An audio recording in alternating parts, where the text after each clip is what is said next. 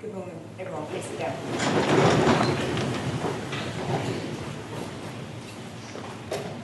In July 2017, the Medway African and Caribbean Society offered RGS an exciting and important opportunity.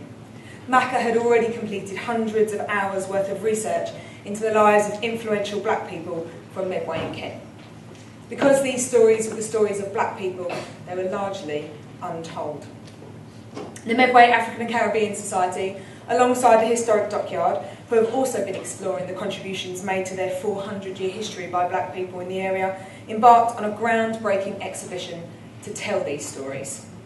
Last Friday, the exhibition opened to the public in the exhibition space of the No. 1 Smithy. Over 100 RGS students have contributed to the project. From the students who test drove the online learning resource that accompanies the exhibition and offered critical feedback on that experience, to the orchestra and the gospel choir who helped launch the exhibition last Thursday with music and poignancy, to the 10 students whose commitment and vision helped to shape the exhibition space itself. We're here today to celebrate these contributions and to celebrate the lives of the influential local black people whose stories are untold. We're also here today to make sure that in the future, black stories are not untold stories.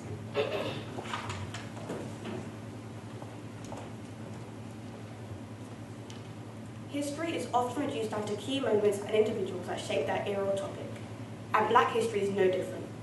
It is not by any conscious malicious intent, but rather due to how brightly these points shine, and it is so easy to rattle off landmark references to the history of the Afro-Caribbean people. The Underground Railroad, I Have a Dream, Malcolm X, to name but a few. We all know about Rosa Parks and how she sat on a bus, but what is less known is that one of the key figures of the anti-segregation movement was a 15-year-old dark-skinned girl, not unlike a number of you in here today, named Claudette Colvin, who sat on a bus a full 9 months before Parks, but her story was forgotten because she didn't fit the right criteria. She didn't have the right look. There are countless instances just like this, where key figures in the black movement have been lost in time. And this is the focus of the new launch exhibit at the Chatham Dockyard, showcasing some of these forgotten tales, these untold stories, specifically of those in Kent. It was truly an eye-opening experience to witness some of the great feats black people in our very own area have been through and overcome.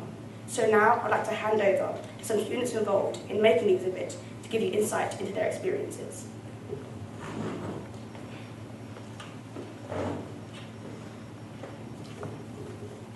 The first stage of our project started last year. We met with a member of the Medway African and Caribbean Association, Yassmin, and a researcher from Chatham Historic Dockyard, Ali. They both eagerly talked to us about the plans to create a massive exhibition highlighting the untold stories of the revolutionary men and women that played a huge role in shaping our country and how they all had one place in common, Medway.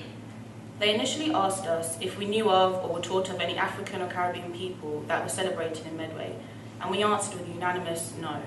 But we saw it as an opportunity to learn more.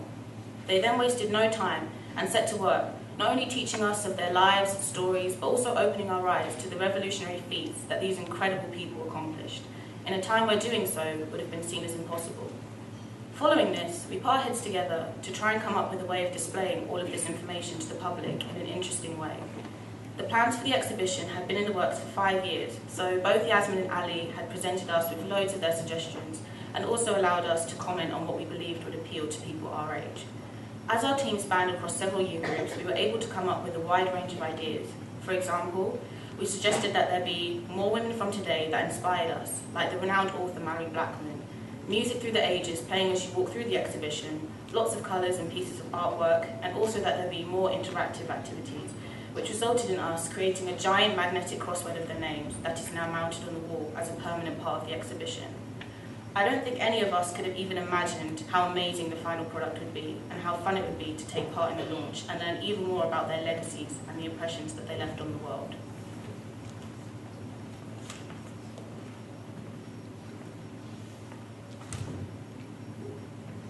Seeing all of our contributions to the Untold Stories exhibition come to life was a truly gratifying experience. When we initially came into Chatham Dockyard, the atmosphere was charged with members of RGS, were waiting with the general public for the big reveal of the project, which we found out was a product of 5 years of hard work. After a few speeches from Carol Stewart, who was the chairwoman of MACA, and the performances from the gospel choir and the orchestra, we were finally able to go and see the exhibition, for which the opening ribbon was cut by the great-great-grandson of Sarah Forbes Bonetta, who, in short, is a Yoruba girl who was the goddaughter of Queen Victoria. If there is one word to describe the exhibition as a whole, I would use the word rich. It was rich in colour, rich in representation, and rich in education. The second you walk in, the right walls show artwork involving black women with positive imagery. Seeing the words pride and power right above the halos of the dreadlocks and the afros of the women in the art immediately brought about a sense of familiarity. The faces of beauty and liberation were brown like mine. Each part of the exhibition had different colours to represent different sections of history, like sport and medicine. And each section contained a range of people, from Noel Roberts, who was the first black police constable in the London Metropolitan Police in 1960, to Mallory Blackman, who most of us know and love for being the author of the Norton Crosses series, which I highly recommend to anyone. I think I can speak for everyone when I say that a lot of the people in the exhibition were people who we knew nothing about prior to this, and it's refreshing to learn about history that we aren't taught in school and in the general media. And it's amazing to hear about black men and women who created history walking on the same streets as we do.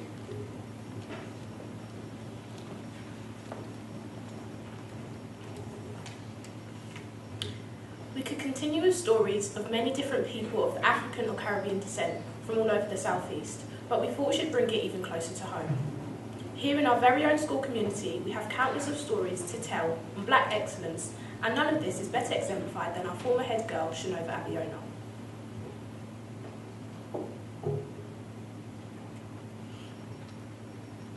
For those of you who didn't have the pleasure of knowing Shanova, she shared as head girl in 2017, but her service for the school extended far beyond that, acting as gospel choir director for 3 years. Even more inspiring than her roles in school was the spirit she brought to all of those around her. Shanova was all about lifting up those around her, emphasising that her opportunity to stand up, show up, and make an impact was something that enabled her to mature into the young woman she is today. She wanted to ensure that RGS would remain to be a community that championed young people using their gifts and talents to express themselves and to grow. And as many of the girls involved in gospel choir will tell you, that something she stressed upon in every rehearsal, let alone every performance, to allow everyone to stretch themselves and push further in order to reach their full potential. She's someone who represents what RGS students are like at their best and serves as a role model to many through her legacy. And I would like to introduce part of her legacy, the gospel choir singing A Change Is Gonna Come.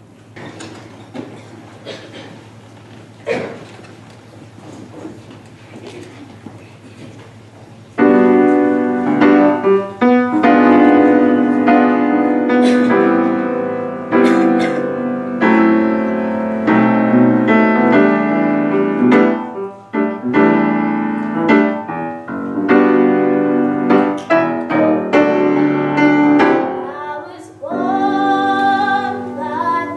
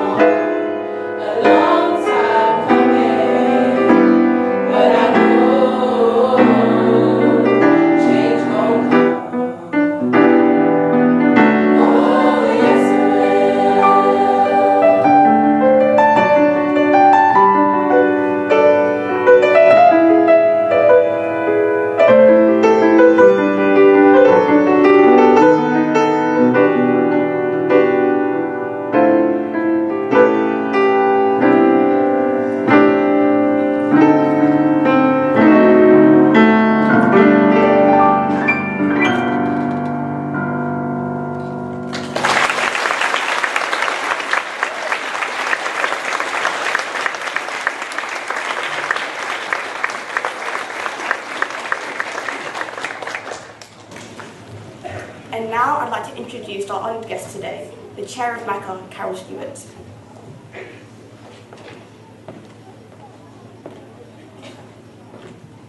Can we give the young people another massive round of applause?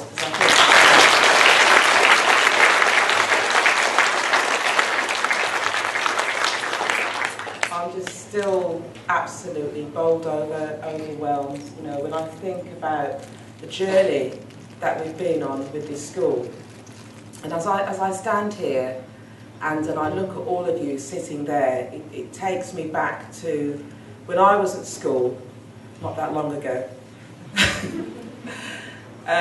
When I was at school, I grew up in the Midlands, and it was a very different picture. And when me and my family moved down here to Kent 18 years ago, if I was to show you a picture of my children in their school class, they stood out. They stood out not for reasons of excellence or their achievements, but because they were the only one of the black children, sometimes in their whole year group, let alone in their class. So I stand here today, you know, just totally amazed by the diversity in this room, the rich diversity in this room, because I know, you know, that song talks about a change is going to come, and indeed, in 2018, a change has come, and I'm very, very proud to be associated with this school and all that you've done in celebrating Black History this year, and in many more years to come. Now, the reason why we chose that song, you know, when we think about the place that I grew up in, and my children and peers grew up in, it was a very, very different time and a very, very different place. And it's important because a lot of people say to us, well, why Black history? What about white history? You know, and to think about the curriculum, just some of the words that the young women were saying here today rang very, very true. That very often, when I look at reflections of people like me on TV or hear stories in the newspapers, they're often very negative.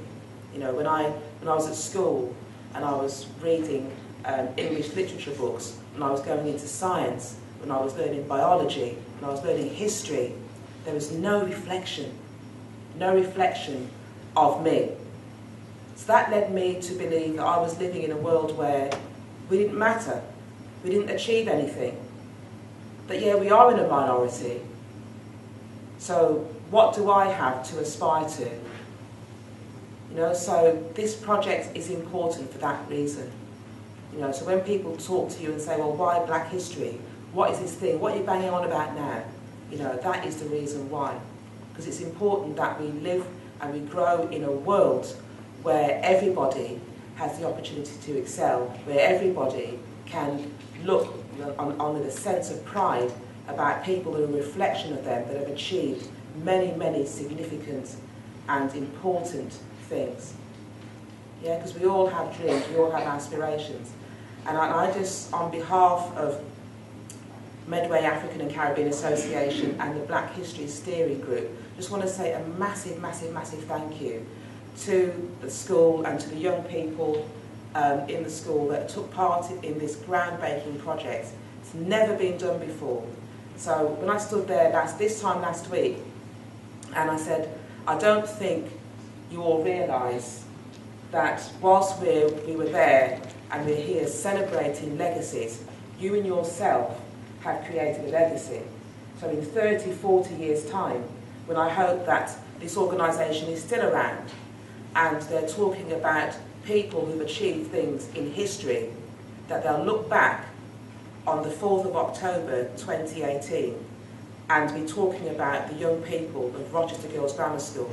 So there'll be an exhibition just like the one we've got now, and they'll see your faces up there. They'll see the things that you have done up there, because it's important to continue that legacy. So I just want to say, because I know I'm hogging up the floor space here, but I just want to say thank you again to everybody in the school, to the head teachers, to the young people in particular, for sharing your vision. If you haven't checked it out, go and check it out. You know, because it's It's a once-in-a-lifetime experience. We're hoping that it's going to continue, and it's on until the 2nd of December. We've also got free workshops as well. We're also looking for people who want to perform in our 13th annual Young Black Achievers Awards. You know, nominate your friends. If you're sitting in a room with somebody that inspires you, black or white, someone that's committed to diversity as a young person, you can nominate them. You know, so this award is about recognising the achievements of everybody. So as well as the Young Black Achievers Awards, we have the YPU Diversity Award set up in honour of my daughter. So I would implore you all not just to think about black achievements in October, but all year round. There are books, there are resources that you can have 365 days of the year, not just in October. So thank you all, and I look forward to seeing you at the exhibition and at the awards in November. Well done.